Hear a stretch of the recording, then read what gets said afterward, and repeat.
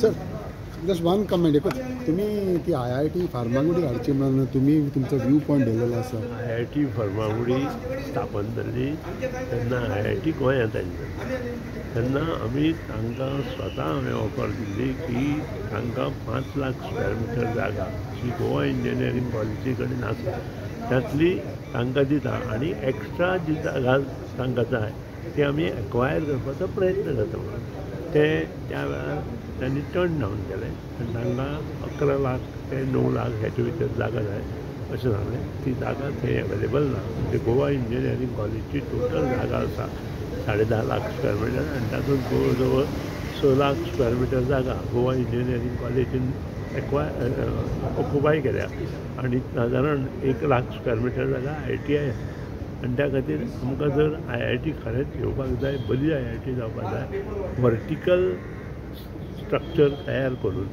तांकां तो FAR दिवन गोंयांत IIT फार्मागुडीत येवंक शकता. तुमकां दिसता हें डिसिजन गोवा गव्हर्मेंट घेवंक शकना. हें डिसिजन सेंट्रल गव्हर्मेंट घेवंक शकता आनी ताचो प्रयत्न आमी करता. सो तुमी लोकांच्या बरोबर आसा म्हणटा तेका हाडच्यान ते लोक तिका अपोज करता. हांवें स्पश्ट सांगलां की शेवट सरकार डिसिजन घेता तें फायनल पूण जेन्ना IIT फार्मागुडी आसा तेन्ना IIT फार्मागुडी जाल्या जाल्यार फार्मागुडी शैक्षणीक हब आसा आनी सबंद गोंयांत खंय जर शैक्षणीक हब आसा तो फार्मागुडीन आसा.